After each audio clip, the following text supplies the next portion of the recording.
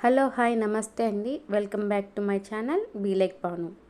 So ఈరోజు ఈ వీడియోలో కరకరలాడే మంచి టేస్టీగా ఉండే ఆనియన్ పకోడీ ఎలా తయారు చేసుకోవాలో చూసేద్దాము. సో ఆలస్యం చేయకుండా వీడియోలోకి వెళ్ళిపోదాము. ముందుగా ఇక్కడ నేను మీడియం సైజు 4 ఉల్లిపాయలు తీసుకున్నానండి. 2 పచ్చిమిర్చి, 2 కరివేపాకు రెమ్మలను కూడా తీసుకున్నాను. సో ఇప్పుడు ఆనియన్ అనేది కట్ చేసుకోవాలి. పొడుగ్గా కట్ చేసుకోవాలండి, సన్నగా కాదు, కొంచెం థిక్ లేయర్గా కట్ చేసుకోవాలి. ఇక్కడ వీడియోలో చూపిస్తున్నాను చూడండి, ఈ మాత్రం లావన్నా ఉండాలి. ఇలా ఉంటే మనకి పకోడీ అనేది చాలా టేస్టీగా ఉంటుంది. ఇప్పుడు మీ కారానికి తగినట్టుగా 2 లేదా 3 మిర్చిని అయితే యాడ్ చేసుకోండి. వీటిని వీలైనంత చిన్న చిన్న ముక్కలుగా కట్ చేసుకొని పక్కన పెట్టుకోండి. ఇప్పుడు ఒక మిక్సింగ్ బౌల్ తీసుకొని ఇందులో కట్ చేసి పెట్టుకున్న ఉల్లిపాయలు అలాగే పచ్చిమిర్చిని కూడా వేసుకోవాలి. అలాగే 2 రెమ్మల కరివేపాకును కూడా తుంచి వేసుకుంటున్నాను. టేస్ట్కి తగినంత సాల్ట్ యాడ్ చేసుకోవాలండి. అలాగే 1/2 టీ స్పూన్ వరకు కారము, 1/2 టీ స్పూన్ వరకు ధనియాల పౌడర్ కూడా యాడ్ చేసుకోవాలి. దీంట్లోనే ఒక 1/2 టీ స్పూన్ వరకు జీలకర్ర, 1 టీ స్పూన్ వరకు అల్లం వెల్లుల్లి పేస్ట్ యాడ్ చేసుకోవాలండి. ఇప్పుడు 1/2 టీ స్పూన్ వరకు ధనియాలను తీసుకొని వీటిని చేత్తోనే బాగా క్రష్ చేసుకొని వేసుకోవాలండి.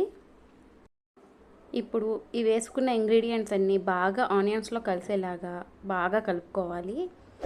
ఆనియన్స్ బాగా కలిపితే ఈ ఆనియన్స్లో కొంచెం వాటర్ అనేది బయటకు వచ్చేంత వరకు ఈ ఆనియన్స్ అనేవి చేత్తోనే ఇలాగా బాగా ప్రెజర్ అనేది ఇస్తూ కలుపుతూ ఉండాలి. ఇలా కలుపుకున్న తర్వాత ఇప్పుడు ఇందులోకి 1/2 కప్పు వరకు శనగపిండిని వేసుకుంటున్నానండి. కలుపుకున్న తర్వాత సరిపోకపోతే ఇంకో 2 టేబుల్ స్పూన్స్ వరకు యాడ్ చేసుకోవచ్చు. సో ఒకసారి వాటర్ ఏమి యాడ్ చేయకుండా ఈ శనగపిండి అనేది బాగా కలిసేలాగా ఈ ఆనియన్స్లో కలుపుకోవాలి.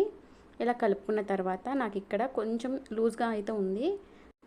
సో ఇక్కడ నేను 2 టేబుల్ స్పూన్స్ వరకు శనగపిండిని అయితే తీసుకున్నాను. అలాగే 2 టేబుల్ స్పూన్స్ వరకు రైస్ ఫ్లోర్ని అయితే యాడ్ చేసుకున్నాను. బియ్యం పిండిని వేసిన తర్వాత మరొకసారి ఇదంతా బాగా కలిసేలాగా కలుపుకోండి. పిండి మొత్తం బాగా కలిసేలా కలుపుకున్న తర్వాత కొంచెం వాటర్ అనేవి స్ప్రింకిల్ చేస్తూ మరొకసారి బాగా కలుపుకోవాలి. ముందే వాటర్ అనేవి యాడ్ చేయకూడదండి. ముందే వాటర్ అనేది వేసేస్తే పిండి బాగా లూజ్ అయిపోతుంది. సో పకోడీ అంతా టేస్టీగా ఉండవు. అందుకే బాగా పిండి కలిసేలా కలుపుకున్న తర్వాత మాత్రమే వాటర్ అనేవి యాడ్ చేసుకోవాలి. ఇక్కడ వీడియోలో చూసారా బాగా కలిసిపోయి ఎంత పొడి పొడిలాడుతూ ఉందో. స్టవ్ వెలిగించి ప్యాన్ పెట్టి డీప్ ఫ్రైకి సరిపడిన ఆయిల్ వేసుకోవాలి. ఆయిల్ అనేది బాగా హీట్ అయిన తర్వాత మాత్రమే ఈ పకోడీ అనేది వేసుకోవాలి. సో ఇప్పుడు ఆయిల్ బాగా హీట్ అయిపోయింది కదా, ఇప్పుడు చిన్న చిన్న పిండి ముద్దల్లా తీసుకొని వీటిని ఇలాగా వేళ్ళతో ఇలాగ వేసినట్లయితే చక్కగా పకోడీ అనేది పడిపోతుంది. ఇప్పుడు వీటిని మీడియం ఫ్లేమ్లో మాత్రమే ఫ్రై చేసుకోవాలి. ఇలాగే మొత్తం అంతా పకోడీ వేసేసుకున్న తర్వాత 1 నిమిషం వరకు దాన్ని సెట్ అవనివ్వాలి. తర్వాత ఇలాగ ఒక చిల్లులు గరిటెతో అటు ఇటు బాగా కలుపుతూ ఫ్రై చేసుకోవాలి. అప్పుడే లోపల వరకు కుక్ అయ్యి టేస్ట్ అనేది చాలా బాగుంటుంది. గోల్డెన్ బ్రౌన్ కలర్ వచ్చే వరకు బాగా కలుపుతూ ఫ్రై చేసుకోవాలి. సో ఇది బాగా ఫ్రై అయిపోయిన తర్వాత దీన్ని ఒక చిల్లులు గరిటెలోకి తీసేసుకొని ఆయిల్ అంతా స్ట్రైన్ అయిపోయిన తర్వాత ఒక సర్వింగ్ ప్లేట్లోకి సర్వ్ చేసేసుకోవడమే. సో ఎంతో టేస్టీగా ఉండే అలాగే ఒక 3 to 4 డేస్ వరకు స్టోర్ చేసుకోగలిగే ఆనియన్ పకోడీ అయితే రెడీ అయిపోయిందండి. దీని టేస్ట్ అయితే చాలా చాలా బాగుంటుంది. మీరు కూడా తప్పకుండా ట్రై చేయండి. ట్రై చేసి ఎలా వచ్చిందో నాకు కామెంట్ అయితే చేసేయండి.